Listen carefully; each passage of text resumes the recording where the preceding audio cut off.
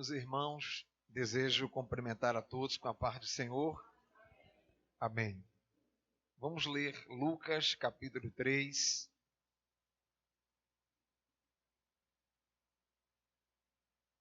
Graças a Deus, mais um domingo, né? Mais uma semana na presença de Deus, servindo ao Senhor, aguardando a vinda de Jesus. Deus abençoe a todos os irmãos que vieram.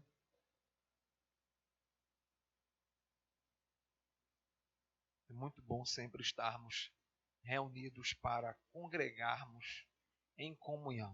Amém? Lucas, Evangelho de Lucas, capítulo 3. É impressionante a biografia de João Batista. Temos muito o que aprender com ela, sem dúvida alguma. É uma biografia fascinante, muito importante, e eu não tenho dúvida alguma de que ela se torna um dos maiores exemplos a ser seguido, não é, pela igreja atual, pela igreja moderna. Não é? A Bíblia é um livro de biografias, inclusive riquíssimo. Estima-se que tenha mais de 2.000 biografias na Escritura. Algumas não tem como a gente discorrer sobre elas, pelo fato da Bíblia não dar detalhes da sua vida, mas uma boa parte, tá certo? A gente consegue colher muitas informações, não é? Do cotidiano, do dia a dia, da vida de devoção, da vida familiar e etc. Eu não vou falar sobre a biografia de João Batista, estou somente fazendo menção a ele, porque é o texto que nós vamos ler referente a ele, mas nós vamos pregar sobre o que ele fazia ministerialmente. Não é? Lucas capítulo 3, versículo 1 ao versículo de número 4, que diz assim, ó: E no ano 15 do império de Tibério César, sendo Pôncio Pilatos governador da Judéia, e Herodes, tetrarca da Galileia, e seu irmão Filipe, tetrarca da Itureia e da província de Traconites, e Lisânias, tetrarca de Abilene, sendo Anás e Caifás sumos sacerdotes, veio no deserto a palavra de Deus a João, filho de Zacarias, e percorreu toda a terra ao redor do Jordão, pregando o batismo de arrependimento para o perdão dos pecados, segundo o que está escrito nas palavras do profeta Isaías, que diz: Voz do que clama no deserto, preparai o caminho do Senhor, endireitai as suas veredas. Amém, meus irmãos? Então, é uma biografia de uma importância singular, não é? O último profeta, não é? O último profeta da linha dos profetas messiânicos, daqueles que foram escolhidos por Deus para profetizar a vinda de Cristo, o advento de Jesus. Ele era filho de Isabel com o sacerdote Zacarias, tá certo? Ele era primo de Jesus, porque Zacarias era justamente família, parente de Maria. Maria e Isabel eram primas, e Jesus acabou sendo, né, nascendo nessa linhagem e sendo primo de João Batista. Então, o anúncio do nascimento, por exemplo, né, do próprio João Batista foi interessante demais. O sacerdote recebeu, né, lá no Santo dos Santos, a visita do anjo, que disse que a sua mulher estaria grávida. Ele não deu muito crédito, ele sorriu, e por essa razão o anjo feriu, não é, a sua língua, ele ficou mudo e só voltou a falar depois que João Batista nasceu. Então é uma história impressionante, uma narrativa que eu aconselho todo mundo ler não é? Eu vou me interessar, eu vou ler um pouco sobre João Batista, eu quero ver os detalhes. E nesse capítulo 3 de Lucas, por exemplo, os detalhes são extraordinários, dignos de a gente passar aqui dias ou até mesmo semanas estudando, analisando cada ponto em particular, porque cada detalhe aqui no capítulo 3 tem ensinamentos e uma instrução muito ótima, não é? Muito extensa, muito produtiva, que é o que nós não vamos fazer hoje, tá bom?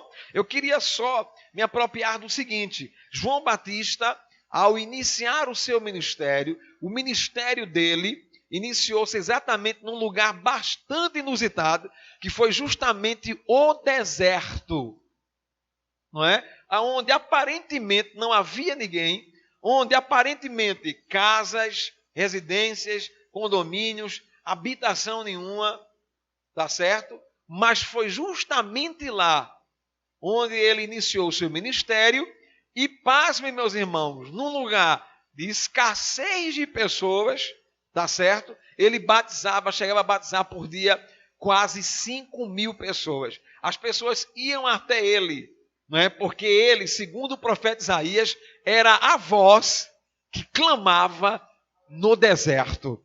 Então, Lucas faz referência até aos imperadores, sacerdotes, às autoridades religiosas, políticas, tá certo?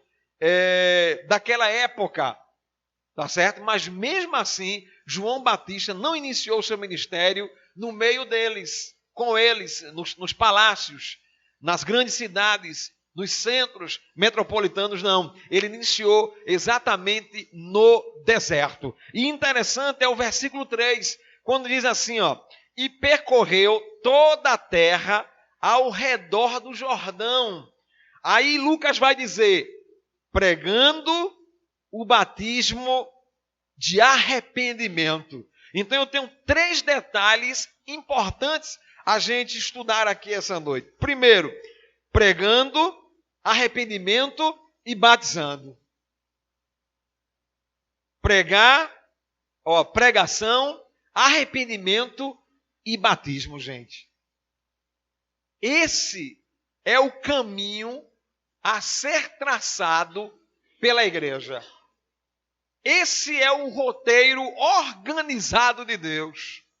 Esse é o processo divino para o evangelho que nós queremos vivenciar. O nosso cotidiano, a nossa tarefa, a nossa vida, a vida da igreja, a trajetória da igreja, os trabalhos da igreja, tudo o que concerne ao povo de Deus, à igreja do Senhor, tem que girar em torno dessas 3 questões aqui: pregação, arrependimento e batismo. Ele pregava, tá certo? As pessoas se arrependiam, ele pregava o arrependimento e ele batizava. Havia pregação, havia arrependimento e havia justamente batismo. Eu queria somente dizer para vocês algumas coisas sobre batismo, por exemplo. O que é batismo? Não é? O que é batismo? Principalmente submetido a esse contexto aqui, porque o batismo de hoje é distorcido. O batismo de hoje é falso. Eu posso até fazer essa colocação, até um certo sentido. O batismo de hoje, infelizmente, é falso. Não é verdadeiro. Virou uma liturgia qualquer. Virou uma cerimônia. Virou um ato irrisório. Não tão importante. Tá certo? Virou um símbolo apenas religioso. E mais nada. Mas eu quero trazer o significado real do batismo, que nós devemos sempre levar, irmãos. Que a gente deve sempre manter isso. O que é o batismo? O significado de batismo aqui, no original grego, é mergulhar a pessoa, é submeter a pessoa, não é? E o batismo aqui é submergir a pessoa, mergulhar a pessoa nas águas. Então esse é o batismo. Agora, esse batismo, ele é simbologia. Ele é simbólico, é verdade, mas ele está simbolizando, está ensinando uma verdade doutrinária extraordinária, irrefutável, irmãos. Não é porque o batismo é simbólico que ele fica somente na onda da simbologia, não. É uma simbologia, mas que tem um significado de uma verdade doutrinária inquestionável. É como os elementos da ceia do Senhor, o pão e o vinho. É simplesmente pão e é simplesmente suco da uva, não passa disso. Não faz milagre, não é Deus, entendeu? A gente bebe, joga fora, bota no ralo da pia. Ou seja, não tem valor nenhum, mas como símbolo, tá certo? Do corpo e do sangue de Cristo, aí sim ele tem valores superiores. Então, não ficam somente na esfera da simbologia. Eles representam e ensinam-nos verdades extraordinárias. E o batismo é justamente isso. Ensina uma grande verdade. E que verdade é essa? O batismo, irmãos, é a morte espiritual, é a morte física, a morte carnal, desculpe, é a morte, tá certo? Dos nossos pecados, do nosso corpo. É a morte dos pecados do corpo, da alma e do espírito. É quando nós, degenerados, a gente morre, tá certo? Para ressurgir uma nova criatura. Morre uma pessoa e nasce outra pessoa. Veja que coisa interessante acerca do batismo. A gente vai ler em Colossenses 3, por favor. Colossenses 3, Paulo vai falar uma coisa interessante. Ele diz assim, ó, portanto, se já ressuscitastes com Cristo,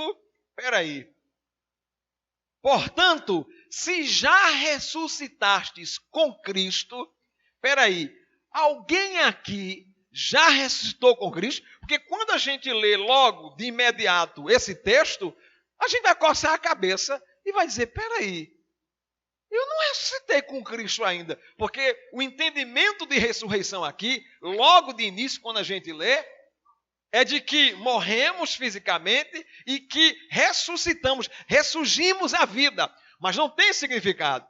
O significado de ressurreição aqui é justamente morrer e nascer. Veja em Romanos, por favor. Não, versículo 4 ainda, no mesmo capítulo. Veja o versículo 4, o que é que diz? Versículo 3, desculpa. Versículo 3. Porque já estáis mortos, e a vossa vida está escondida com Cristo em Deus. Aí veja Romanos, capítulo 6.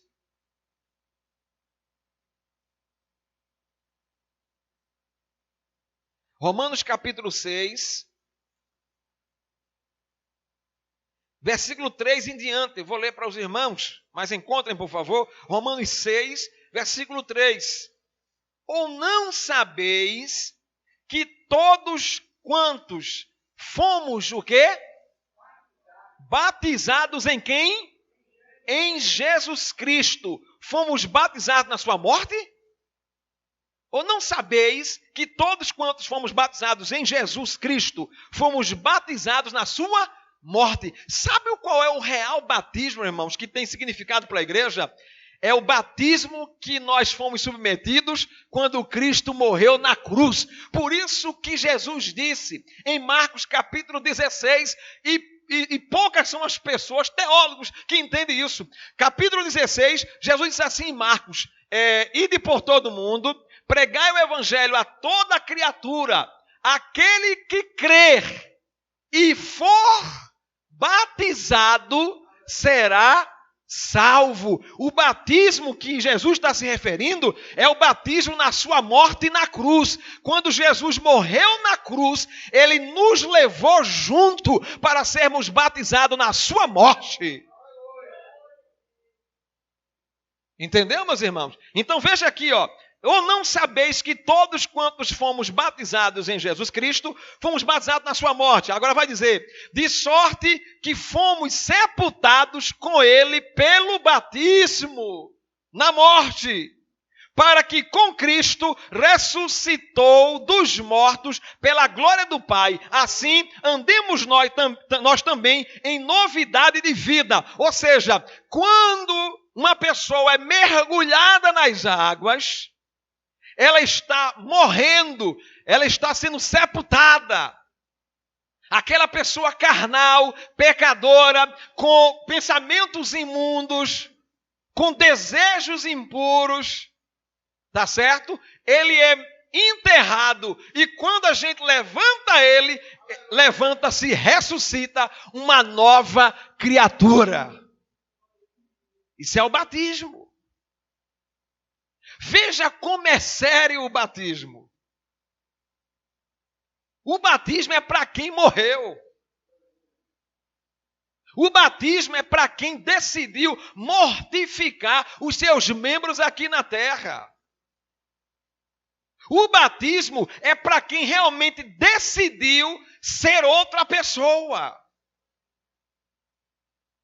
Só que o batismo não vem em primeiro lugar aqui em Lucas, em João Batista. Veja que o batismo vem em terceiro.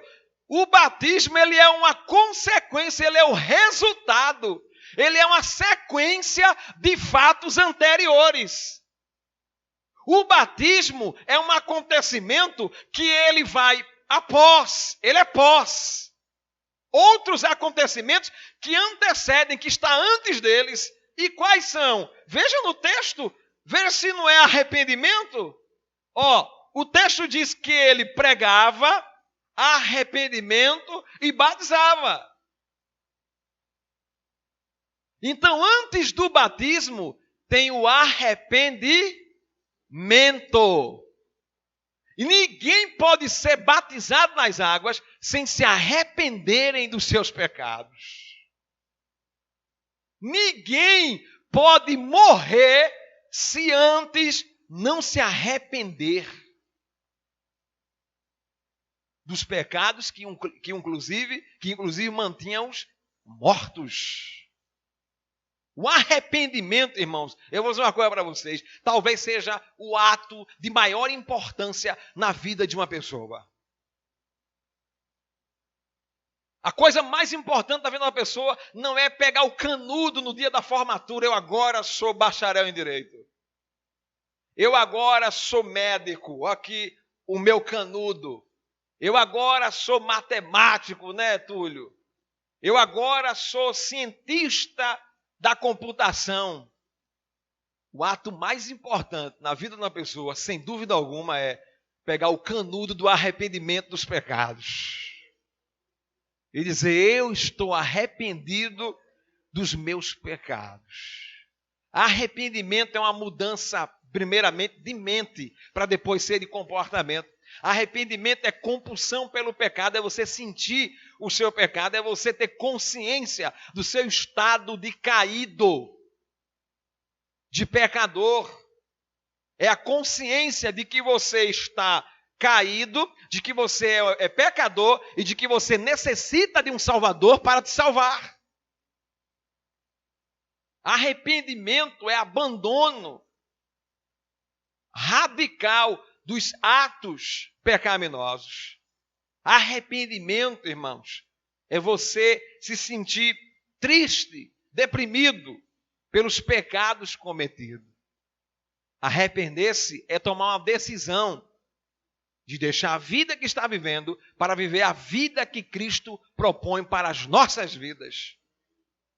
Então, ninguém pode ir ao batismo sem antes arrependimento. Então, todos os que são batizados é porque passaram pelo arrependimento. O batismo confirmava o arrependimento. As pessoas que diziam, eu estou arrependida, então se submetiam ao batismo para confirmar que estavam arrependidas de fato. Essa minha atitude, essa decisão que eu estou tomando de me arrepender dos meus pecados, eu vou confirmar no batismo, mergulhando. Hoje, as pessoas passam 3 meses, 9 meses, 1 ano, e tem até gente que está na igreja sem batizar-se. Tem gente que vai morrer sem o batismo, porque por uma causa ou por outra botou na cabeça que não vai se batizar, porque é coisa séria. Ó, já inventaram tanta coisa sobre o batismo. E eu vou dizer uma coisa para vocês, os equívocos são enormes. Desculpe, que ignorância do povo, irmãos. Que ignorância das pessoas acerca do batismo. Você pode passar 50 anos sentado no banco da igreja. Você não será salvo da mesma forma, com batismo ou sem batismo. Porque se você não se arrependeu, você não será salvo. Uma pessoa que se arrependeu dos seus pecados, ela vai ser encaminhada voluntariamente, sem dificuldade nenhuma, sem empecilho nenhum para o batismo. Uma pessoa que se arrepende dos seus pecados, ele já se arrepende dizendo, eu quero me batizar.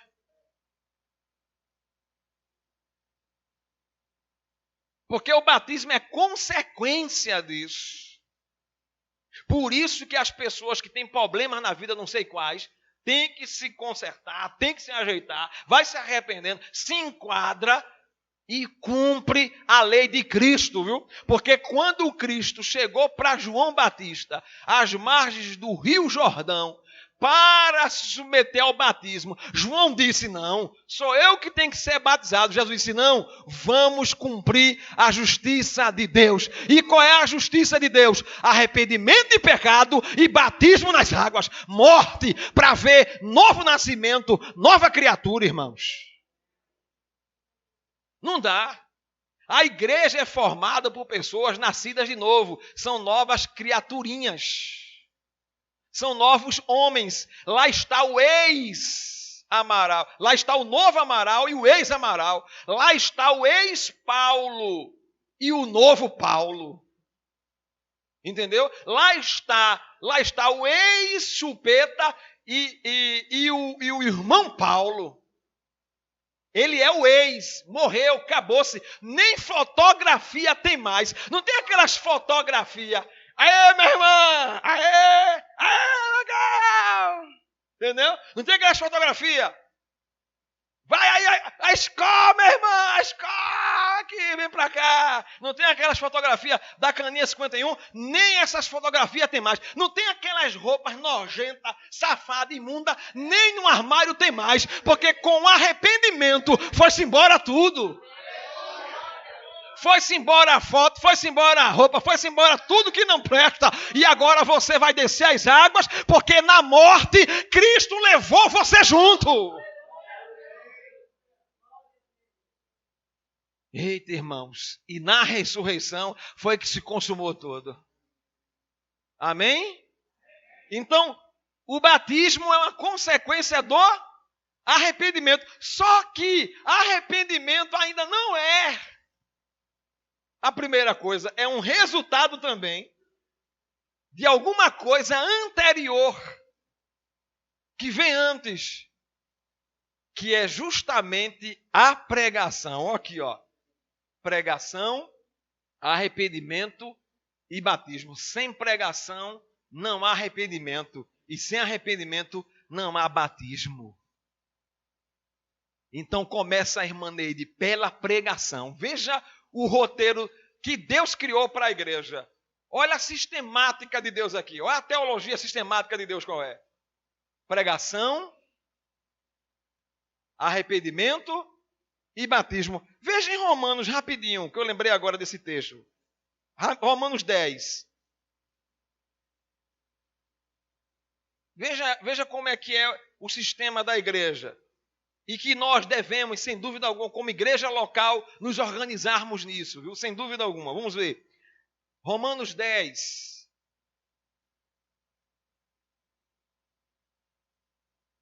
Versículo de número 13. E 14 e 15. Vê o que é que vai dizer o texto. Porque todo aquele que invocar o nome do Senhor, muito bem, todo aquele que invocar. Esse invocar é arrepender-se, reconhecer, clamar por salvação. Então, todo aquele que fizer isso será salvo. Agora veja o versículo 14. Como, pois, invocarão aquele em quem não creram? Ou seja, para invocar, para que a pessoa reconheça, para que a pessoa se arrependa dos pecados, essas pessoas precisam ouvir. Entendeu? Essas pessoas precisam saber como. Vocês estão entendendo? Elas precisam saber como. Por quê? Qual a razão? Aí, Paulo está dizendo, como, pois, invocarão aquele em quem não creram? E como crerão naquele de quem não ouviram? Ou seja, as pessoas precisam ouvir. E como ouvirão se não há quem pregue? E como pregarão se não forem enviados? Escute, é necessário que haja um pregador, ou seja, haja um enviado. É necessário que o enviado pregue, para que os ouvintes ouçam, para que os que ouvem creiam e invoquem e sejam salvos. Tem que começar pela pregação. E para ter pregação, tem que ter o pregador. E para ter o pregador, tem que ter quem o forme. E a igreja é a agência responsável por isso. Por isso que Deus deu dons ministeriais e dons espirituais à igreja. O propósito dos dons ministeriais, lá no capítulo 4, vamos ver Efésios 4, por favor. Vamos lá, Efésios 4. Os irmãos estão me entendendo? E às vezes pode ser que a mensagem seja difícil e eu não estou percebendo, tá? Às vezes é a coisa mais fácil do mundo discorrer sobre um assunto para mim, mas para quem está me ouvindo, às vezes eu não sei, não é? Então espero que os irmãos estejam entendendo. Veja qual o propósito de Deus ter levantado, ter dado dons ministeriais. Capítulo 4, versículo 11 de Efésios. 4:11 diz assim: e ele mesmo deu uns para o quê? Apóstolo. Depois veio o quê? Profetas. Depois veio o quê? E depois? Isso. Querendo o aperfeiçoamento de quem? Para o quê? Para a obra do ministério. Para o quê? Até que todos cheguemos ao quê? Unidade da fé e ao conhecimento do Filho de Deus, a varão perfeito, à medida da estatura completa de Cristo. Veja por que Deus deu os dons ministeriais. Por que o apóstolo? Por que o profeta? Por que o evangelista? Por que o pastor? Por que o doutor? Por que o presbitério? Por que Deus ergueu a igreja? Para o aperfeiçoamento dos santos, para a obra do ministério. Então, não há pregador que não seja antes formado. E quem que forma? A igreja. Ela tem essa responsabilidade. Ela tem que preparar ministros. Ela tem que preparar obreiros. Ela tem que preparar pregadores. A igreja não pode dormir. Os dons foram dados para isso. Pastor forma pastor. Pregador forma pregador. Ovelha gera ovelha.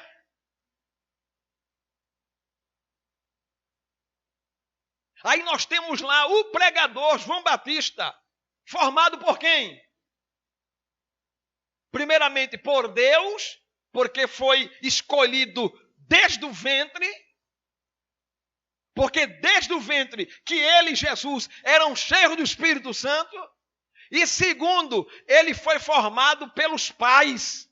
Porque o pai, segundo Lucas, diz que tanto o pai quanto a mãe eram dois cristãos, dois servos de Deus, justos, santos, retos. Eles não eram iguais a Anás e Caifás. Eles não eram iguais aos fariseus. Eles eram diferentes. Eles eram como os crentes de hoje, os crentes fiéis, os remanescentes, no meio de uma geração tão podre, tão pervertida, tão apostata. E ele foi formado justamente num contexto mais reto possível. E aí ele apareceu, ele veio e começou a desenvolver seu ministério de pregação. Agora, ele pregava. Agora, o que e como? Porque tem que ter pregação para arrependimento e depois o batismo. Agora eu pergunto, pregar o quê? E como pregar? Ainda tem isso, viu?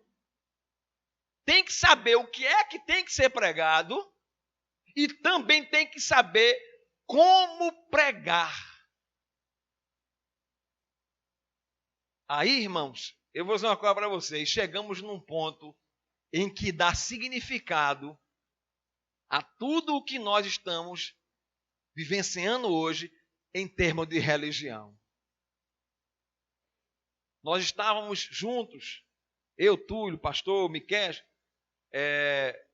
Rogério, lá em Caruaru, quando o pastor Paulo Júnior pregou, dizendo que toda essa problemática gira em torno da igreja, especificamente do Brasil hoje, é porque nós fomos evangelizados com um falso evangelho. E ele lá explicou o que é evangelho e no que consiste a mensagem do evangelho. Não foi isso tudo? Não foi isso, Miguel? Ele disse o que era evangelho e disse no que consistia a mensagem do evangelho. E que se isso tivesse sido mantido, a igreja do Brasil seria outra. Vocês estão entendendo? Tiraram a mensagem do evangelho do púlpito das igrejas. Excluíram ela. Esconderam de nós. Cavaram um buraco. Colocaram ela lá dentro. Enterraram. Mataram o evangelho e a mensagem do evangelho. E por essa razão, nós estamos vivendo o que estamos vivendo no contexto de igreja hoje.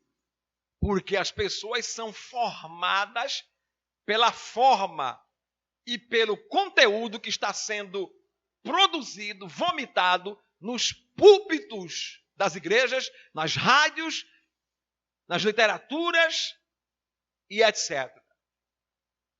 O povo, a igreja, essa geração, ela é um resultado do que está sendo falado, do que está sendo ensinado, do que está sendo pregado.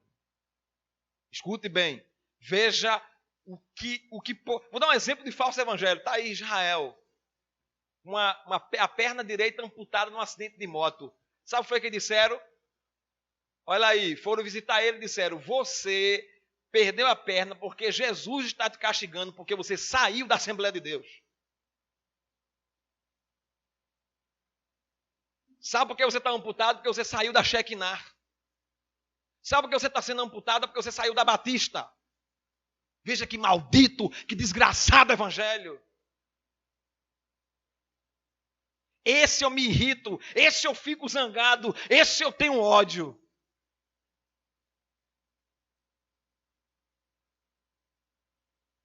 Ou seja, a igreja de hoje, as pessoas de hoje é um resultado. Por isso que a gente não tem nascidos de novo. A gente está fazendo um ajuntamento de ímpios dentro da igreja, gente. Esse lugar não é mais santo mais não. Desculpe aí. Os templos, as casas, os galpões que estão alugando, reformando, botando um rótulo de igreja e reunindo um grupo de pessoas, não é santo mais não, porque não comporta mais santos. As pessoas são cheias de pensamentos mal, perverso, cruel. Eu vou dizer uma coisa para você. Quem se batiza morre. Agora, quem morreu, morreu primeiro no coração mal, perverso e cruel. A natureza tem que morrer. Essa pessoa cheia de problemas. Essencialmente, esse coração mau, cheio de mágoa, cheio de intrigas, cheio de raiva, tem que morrer.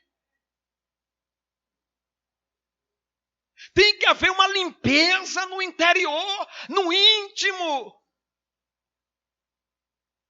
Esse passado seu tem que ser apagado pelo amor de Deus.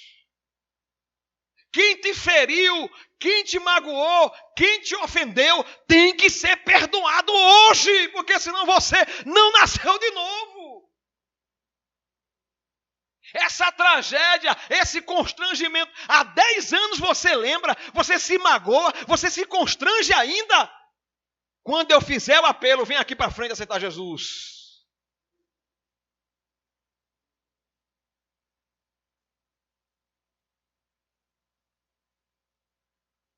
Coração ruim, sem meiguice, um coração sem carinho, um coração sem compaixão, um coração sem misericórdia, um coração sem, meu Deus, sem ternura.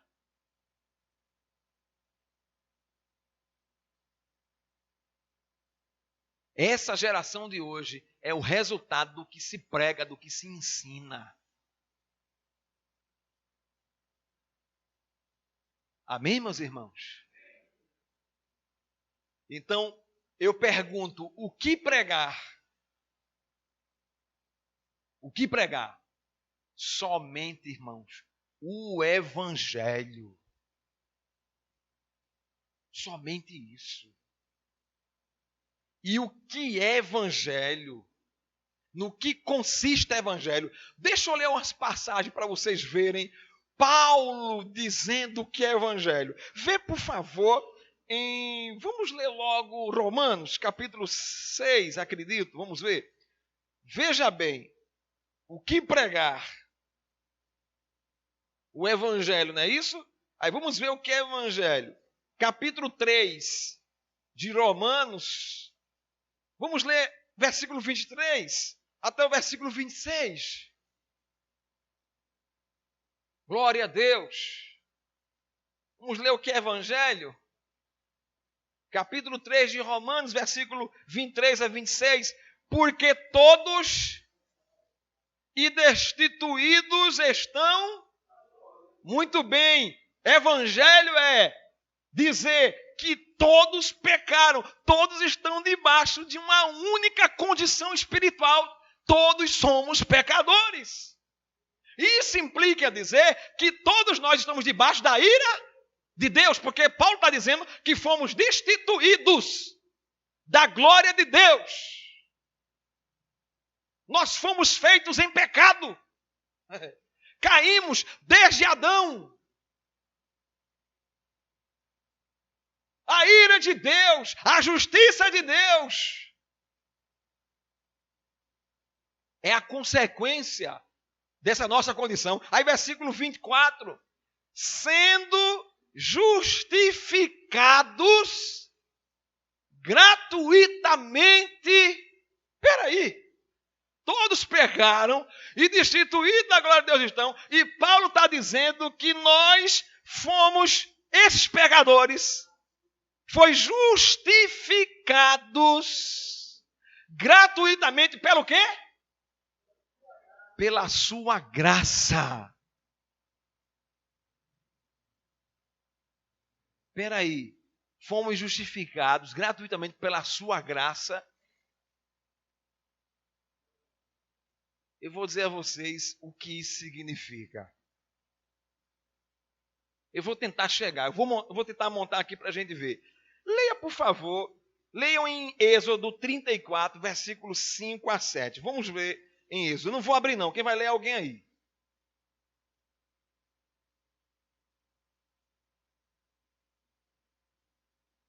Êxodo, capítulo 34, versículo 5 a 7. Ou, deixa eu ver se tem um texto específico para a gente ler focado nele.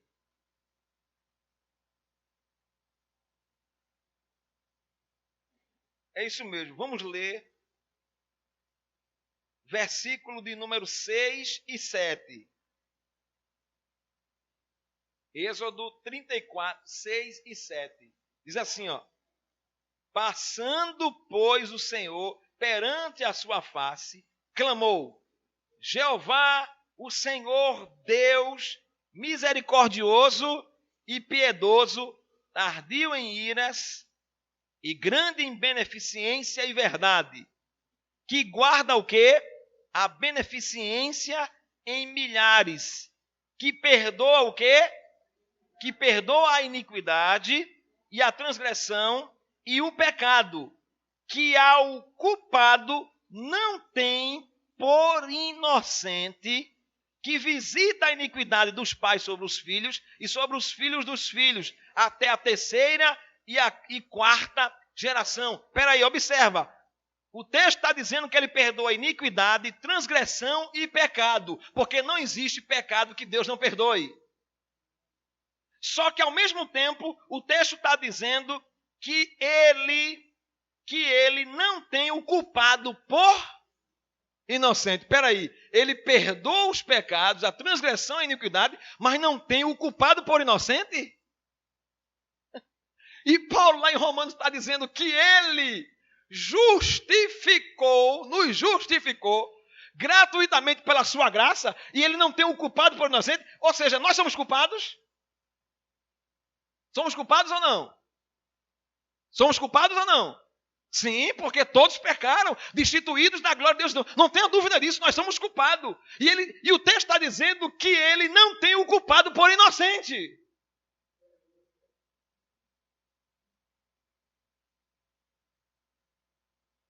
Veja em Provérbios 17:15. Provérbios 17:15.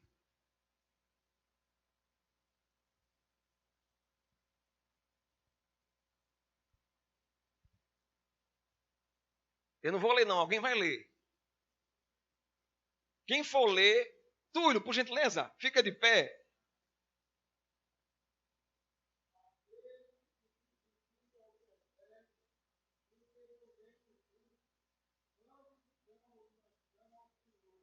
Olha para aí, aquele o quê?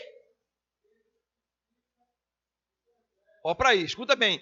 Aquele que justifica o perverso, ou seja, aquele que torna justo, inculpável, o pecador, o transgressor, e o que mais? E o que condena o justo, torna-se o quê? Pode sentar. Ambos são abominação. Aquele que justifica o ímpio, está entendendo? Aquele que justifica o pecador é abominação ao Senhor, é abominável ao Senhor. Ou seja, mas Deus não justificou o ímpio, que somos nós? Então ele é uma abominação. Então a sua palavra está errado, porque na sua palavra a gente leu aqui que ele não tem por inocente o culpado e quem justifica o pecador é abominável. Então Deus é uma abominável, é uma abominação.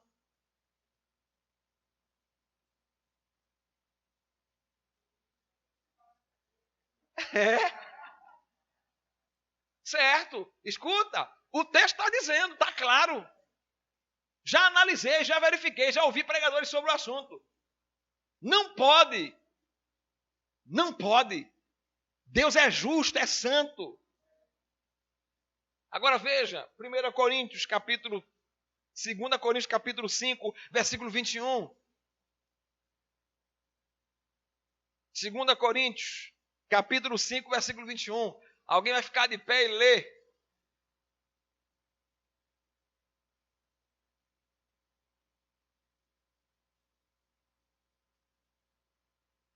Amém, diácono Rubens. Aquele que não conheceu o pecado, o fez pecado por nós.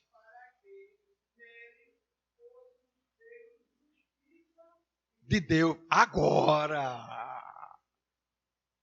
Gente, aquele que não conheceu o pecado, foi feito pecado por nós. Ou seja, é a doutrina da imputação. O que é que significa? Eu vou explicar para vocês. Deus pegou os nossos pecados e imputou a Jesus Cristo. Vocês estão entendendo? Ele transferiu a culpa. Ele transferiu. Aquele que não conheceu o pecado foi feito pecado por nós. Então, foi imputado a ele as nossas transgressões, os nossos pecados. Por isso que ele foi para onde? Para o madeiro, para a cruz. Sofreu o que lá? A justiça de Deus, a punição de Deus, a ira de Deus no nosso lugar. Então o texto está certo quando diz que ele não tem o culpado por inocente, porque a culpa foi transferida de nós para Jesus Cristo. Por isso, olha o significado da graça aí. Graça é isso. Isso é amor, isso é compaixão, isso é misericórdia. Os nossos pecados foi imputado em Jesus Cristo e nele é que se sofreu, se executou toda a justiça de Deus, irmã Neide. Por isso que Deus não é uma abominação. Por quê? Porque ele, de fato, puniu o culpado. Foi. E o culpado foi Jesus. Meu Deus do céu. Dá para entender um negócio desse?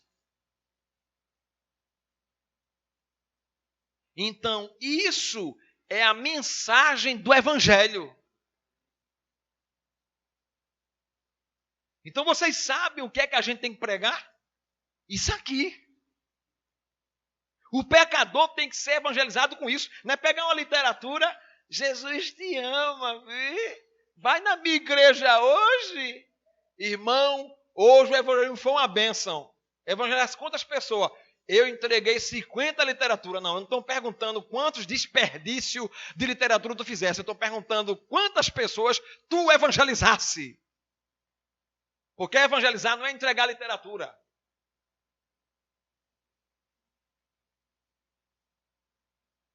Irmão Paulo, mas ali tem uma palavrinha que a pessoa é salva aqui e tal.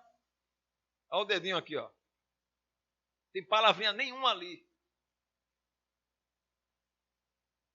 As editoras é que ganham dinheiro com essa leseira de literatura.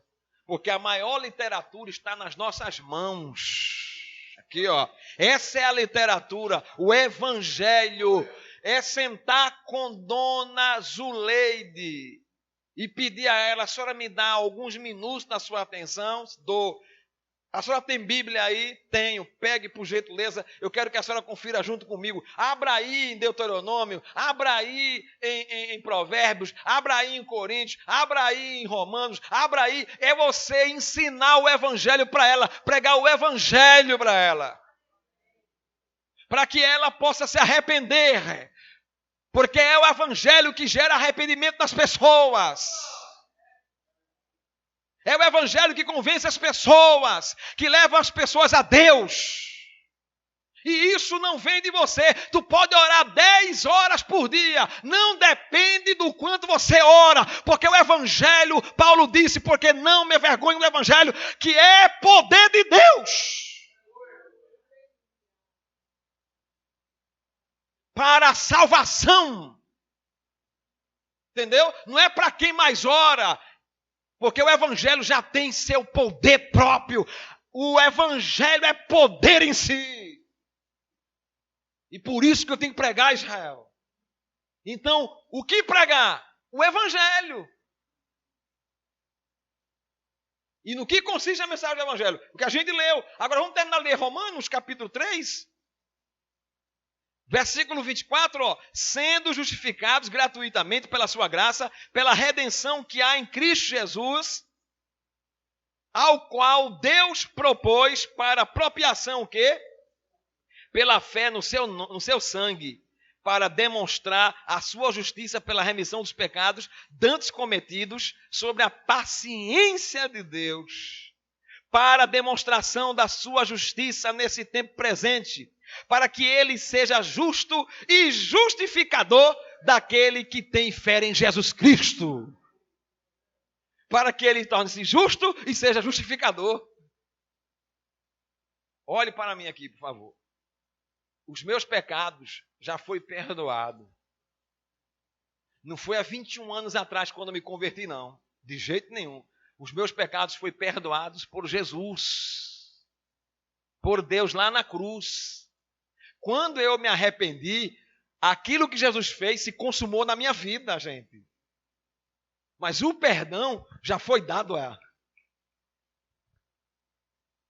Ele nos perdoou. Agora, o que nos resta é entender essa mensagem, nos arrepender, para que a gente possa morrer e nascer de novo. O que é evangelho? Veja outro texto interessante. 1 Coríntios 15. 1 Coríntios 15, 3. Porque primeiramente vos entreguei o que também recebi, que Cristo morreu o quê? Por nossos pecados, segundo a Escritura, e que foi o quê? Sepultado, e que o quê? E que ressuscitou ao terceiro dia, segundo as Escrituras. Isso é evangelho. Isso é evangelho. Cristo Jesus morreu pelos nossos pecados. Veja, 1 Coríntios 5. 1 Coríntios 5.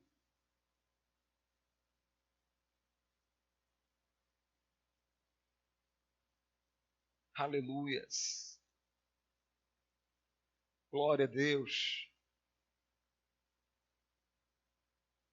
Desculpa, 2 Coríntios. Não encontrei em primeiro, então com certeza deve ser 2 Coríntios.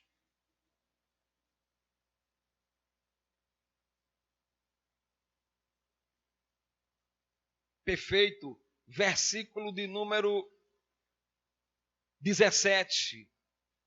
2 Coríntios 5, 17. Assim que, se alguém está em Cristo, nova criatura é. As coisas velhas se passaram, eis que tudo se fez novo. Versículo 19. Isto é, Deus estava em Cristo, reconciliando consigo o quê? O mundo, não lhes imputando os seus pecados. Escuta, irmão, que texto. Eu vim lembrar agora dele. Está aqui, ó. Observa.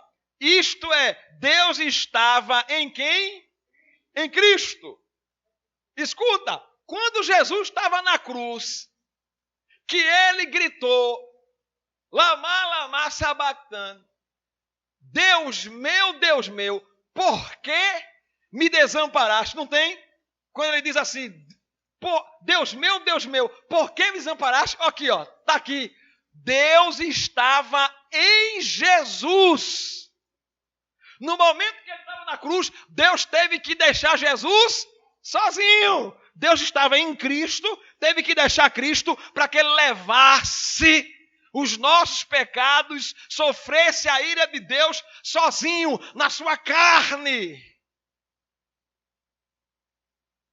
Aí diz aqui, ó, Deus estava em Cristo, reconciliando consigo quem? O mundo. Não foi os santos, não, foi o mundo. Viu? Não tem esse mundo de hoje, não tem as prostitutas, não tem os homossexuais, os seus pecados já foram perdoados. Sério, está aqui. Os pecados homossexuais já foram perdoados. E aí que eles têm que se arrepender.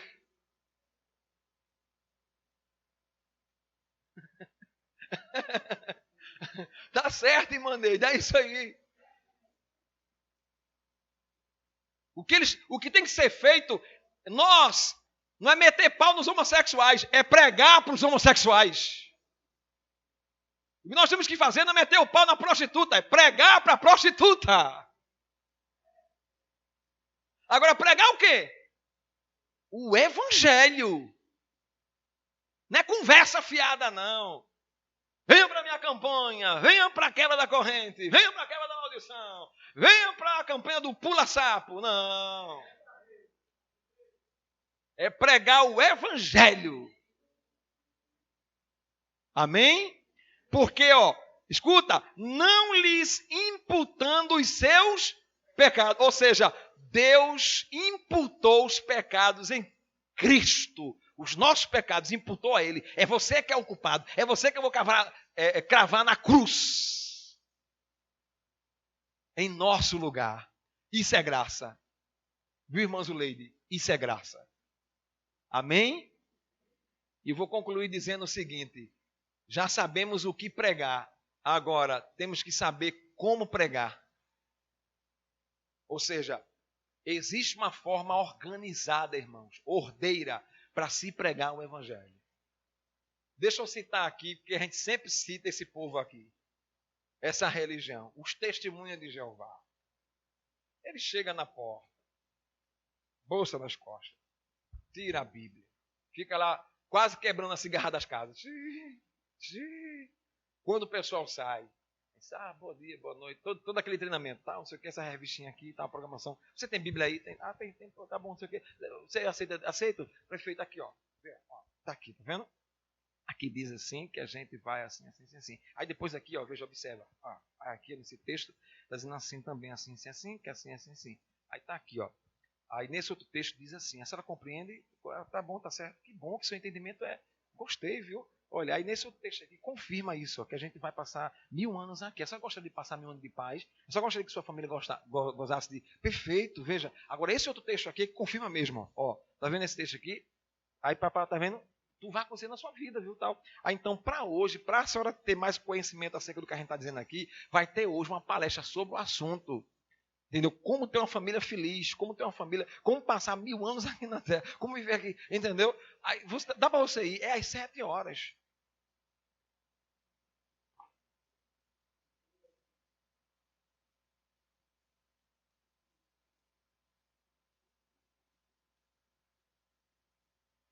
Amém? E na porta de quem a gente está batendo?